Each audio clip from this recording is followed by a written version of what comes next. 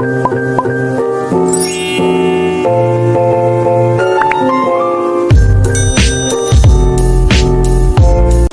teman-teman, Assalamualaikum warahmatullahi wabarakatuh. Sebelumnya perkenalkan, nama saya Intan Wulansari, NIM 2111240019, Prodi Pendidikan Guru Madrasah Ibtidaiyah kelas 2A, Fakultas Tarbiyah dan Tadris, Universitas Islam Negeri Fatmawati Soekarno Bengkulu. Di sini saya ingin memenuhi ujian akhir semester dengan mata kuliah Ilmu Pendidikan Islam dengan dosen pengampu Ibu Dr. Basinun SAG MPD. Selamat menyaksikan. Baiklah, di sini saya akan menjelaskan tentang institusi pendidikan Islam. Yang pertama, pengertian dan bentuk-bentuk institusi pendidikan Islam. Institusi menurut Kamus Besar Bahasa Indonesia adalah bakal dari sesuatu, asal mula yang akan menjadi sesuatu. Bakal, bentuk, wujud, rupa, acuan, ikatan, badan atau organisasi yang mempunyai tujuan jelas, terutama dalam bidang keilmuan. Menurut Ensiklopedia Indonesia, institusi pendidikan yaitu suatu wadah pendidikan yang dikelola demi mencapai hasil pendidikan yang diinginkan. Badan pendidikan sesungguhnya termasuk pula dalam alat-alat pendidikan. Jadi, badan institusi pendidikan yaitu organisasi atau kelompok manusia yang karena sesuatu dan lain hal memikul tanggung jawab atas terlaksanaannya pendidikan agar proses pendidikan dapat berjalan dengan wajar. Secara terminologi, institusi pendidikan Islam adalah suatu wadah atau tempat berlangsungnya proses pendidikan Islam. Institusi pendidikan itu mengandung konkret berupa saran dan prasarana dan juga pengertian yang abstrak dengan adanya norma-norma dan peraturan-peraturan tertentu serta penanggung jawab pendidikan itu sendiri. Secara konsep, institusi sosial tersebut terdiri atas 3 bagian. Yang pertama, asosiasi, misalnya universitas dan atau persatuan. Yang kedua, organisasi khusus, misalnya penjara, rumah sakit, dan sekolah. Yang ketiga, pola tingkah laku yang telah menjadi kebiasaan atau pola hubungan sosial yang mempunyai tujuan tertentu. Dalam Islam, pola tingkah laku yang telah menginstitusi pada jiwa setiap individu muslim mempunyai 2 bagian, yaitu institusi yang tidak dapat berubah dan institusi yang dapat berubah. Jadi, institusi pendidikan Islam adalah suatu bentuk organisasi yang diadakan untuk mengembangkan institusi-institusi sosial, baik yang permanen maupun yang berubah-ubah. Selanjutnya, B. Prinsip-prinsip institusi pendidikan Islam. Prinsip pendidikan Islam adalah asas atau dasar dari upaya bimbingan yang dilakukan seseorang terhadap seseorang atau sekelompok orang yang lebih ditekankan pada bimbingan untuk membentuk kepribadian yang sesuai dengan ajaran Islam dalam rangka menggapai kebahagiaan dunia dan akhirat. Yang pertama, prinsip pembebasan manusia dari ancaman kesesatan yang menjerumuskan manusia pada api neraka. Quran Surat At-Tahrim ayat 6. Yang kedua, prinsip pembinaan umat Islam menjadi hamba-hamba Allah yang memiliki keselarasan dan keseimbangan hidup dunia akhirat sebagai realisasi cita-cita bagi orang yang beriman dan bertakwa. Quran Surat Al-Baqarah ayat 201. Yang ketiga, prinsip pembentukan pribadi manusia yang memancarkan sinar keimanan yang kaya dengan ilmu pengetahuan, yang satu sama lain saling mengembangkan hidupnya untuk menghambakan dirinya pada Allah atau Khaliknya. Quran Surat Al-Mujadilah ayat 11. Yang keempat, prinsip amar ma'ruf dan nahi mungkar dan membebaskan manusia dari belenggu-belenggu kenistaan. Quran Surat Ali Imran ayat 104-110. Yang kelima, prinsip pengembangan daya fikir, daya nalar, daya rasa sehingga dapat menciptakan anak didik yang kreatif dan memfungsikan daya cipta rasa dan karsarnya. Selanjutnya yaitu C. Tanggung jawab institusi pendidikan Islam. Seorang ahli filsafat, antropologi, dan fenomenologi bernama Langfelet menyatakan bahwa yang bertanggung jawab atas penyelenggaraan pendidikan adalah yang pertama, institusi keluarga yang mempunyai wewenang bersifat kodratif. Yang kedua, institusi negara yang mempunyai wewenang berdasarkan undang-undang. Yang ketiga, institusi gereja yang mempunyai wewenang berasal dari amanat Tuhan. Sebaliknya, Ki Hajar Dewantara, penyelenggara institusi pendidikan dengan Trikentra yang merupakan tempat pergaulan anak didik dan sebagai pusat pendidikan yang amat penting baginya. Trikentra itu ialah yang pertama, alam keluarga yang membentuk institusi pendidikan keluarga. Yang kedua, alam perguruan yang membentuk institusi pendidikan sekolah. Yang ketiga, alam pemuda yang membentuk institusi masyarakat. Sedangkan menurut Sidi Ghazalbah, yang berkewajiban menyelenggarakan institusi pendidikan adalah yang pertama rumah tangga, yaitu pendidikan primer untuk fase bayi dan fase kanak-kanak sampai usia sekolah. Pendidikannya adalah orang tua, sanak, kerabat, famili, saudara-saudara, teman-teman sepermainan, dan kenalan pergaulan. Yang kedua, sekolah. Sekolah yaitu pendidikan sekunder yang memiliki anak mulai dari usia masuk sekolah sampai ia keluar dari sekolah tersebut.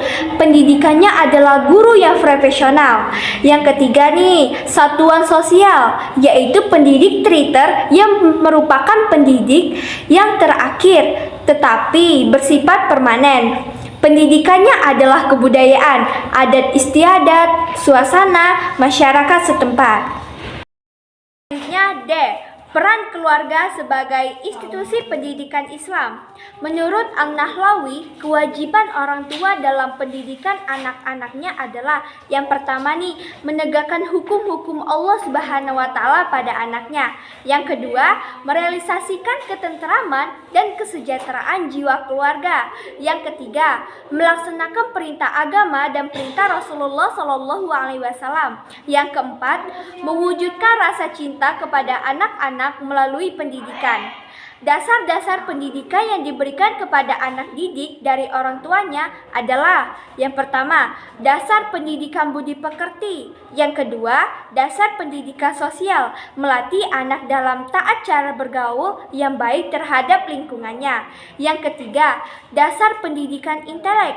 Yang keempat, dasar pembentukan kebiasaan, membiasakan kepada anaknya agar hidup bersih, teratur, tertib, disiplin, rajin, yang dilaksanakan secara berangsur-angsur tanpa paksaan. Yang kelima, dasar pendidikan kewarganegaraan, memberikan norma nasionalisme dan patriotisme, cinta tanah air, dan berperi kemanusiaan yang tinggi. Yang keenam, dasar pendidikan agama, melatih dan membiasakan ibadah kepada Allah Subhanahu wa Ta'ala. Hasil pendidikan yang disampaikan oleh ayah dan ibu memiliki corak yang berbeda. Perbedaan itu ialah yang pertama, ayah merupakan sumber kekuasaan yang memberikan pendidikan anaknya tentang manajemen dan kepemimpinan, memberikan perasaan aman, perlindungan, sehingga ayah memberikan pendidikan yang sikap bertanggung jawab dan waspada. Ayah juga memberikan berupa sikap tegas, berlaku rasional, sehingga menghasilkan kecerdasan intelektual. Yang kedua, ibu sebagai sumber kasih sayang yang memberikan pendidikan sifat ramah tamah, asa, asih, dan asuh kepada anaknya, menciptakan suasana dinamis dan harmonis. Dan sebagai pendidik bidang emosi anak yang mendidik anaknya berupa kepekaan, daya rasa dalam memandang sesuatu, yang melahirkan kecerdasan emosional. Masjid sebagai institusi pendidikan Islam. Secara harafiah, masjid adalah tempat untuk bersujud. Secara terminologi, masjid adalah tempat khusus untuk melakukan aktivitas ibadah dalam arti yang luas. Dewasa ini, fungsi masjid mulai menyempit, tidak sebagai zaman Nabi Muhammad SAW. Hal itu terjadi karena institusi sosial keagamaan semakin memadat, sehingga masjid terkesan sebagai tempat sholat saja. Padahal mulanya masjid merupakan sentral kebudayaan Islam, pusat organisasi kemasyarakatan, pusat pendidikan, dan pusat permukiman, serta tempat ibadah dan iktikaf. Implikasi masjid sebagai institusi pendidikan Islam adalah yang pertama, mendidik anak untuk tetap beribadah kepada Allah Subhanahu wa Ta'ala. Yang kedua, menanamkan rasa cinta kepada ilmu pengetahuan dan menanamkan solidaritas, mentadarkan hak dan kewajiban sebagai insan pribadi, sosial, dan warga negara. Yang ketiga, memberikan rasa ketentraman, kekuatan, kemakmuran, potensi-potensi rohani manusia melalui pendidikan kesabaran, perenungan, optimisme, dan mengadakan penelitian. Yang ke F nih, pondok pesantren sebagai institusi pendidikan Islam. Kehadiran kerajaan Bani Umayyah menjadikan pesatnya ilmu pengetahuan, sehingga anak-anak masyarakat Islam tidak hanya belajar di masjid, tetapi juga pada institusi-institusi yang ketiga, yaitu kutab atau pondok pesantren. Di Indonesia, istilah kutab lebih dikenal dengan istilah pondok pesantren, yaitu suatu institusi pendidikan Islam yang di dalamnya terdapat seorang kiai atau pendidik yang mengajar dan mendidik para santri atau peserta didik dengan sarana masjid untuk menyelenggarakan pendidikan tersebut, serta didukung dengan adanya perpondokan atau asrama sebagai tempat tinggal santri. Tujuannya, pembentukan pondok pesantren adalah yang pertama nih, tujuan umum, yaitu membimbing anak didik untuk menjadi manusia yang berkepribadian Islam, yang dengan ilmunya dia dapat menjadi mubalik dalam masyarakat sekitar. Yang kedua, tujuan khusus, yaitu mempersiapkan para santri untuk menjadi orang alim dalam ilmu agama yang diajarkan oleh kiai dan mendakwakannya dalam masyarakat. Selanjutnya, G. Peran madrasah sebagai institusi pendidikan Islam. Madrasah sebagai institusi pendidikan Islam muncul dari penduduk atau nasipur, tetapi tersisanya melalui Menteri Salajukid yang bernama Nizam Al-Mulk yang mendirikan Madrasah Nazomiyah tahun 1065. Selanjutnya Gib dan Krames menuturkan bahwa pendiri madrasah terbesar setelah Nizam Al-Mulk adalah Salahuddin Al-Ayyubi. Sebagai madrasah sebagai institusi pendidikan Islam setidak-tidaknya mempunyai 4 latar belakang. Yang pertama, sebagai manifestasi dan realisasi pembaharuan sistem pendidikan Islam.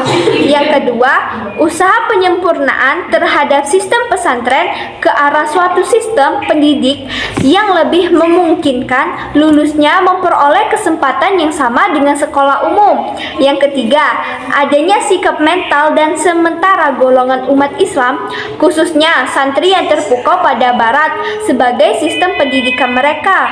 Yang keempat, sebagai upaya untuk menjembatani antara sistem pendidikan tradisional yang dilakukan oleh pesantren di sistem pendidikan modern dari hasil akulturasi.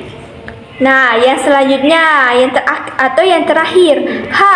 Tantangan institusi pendidikan Islam dalam transformasi sosial budaya.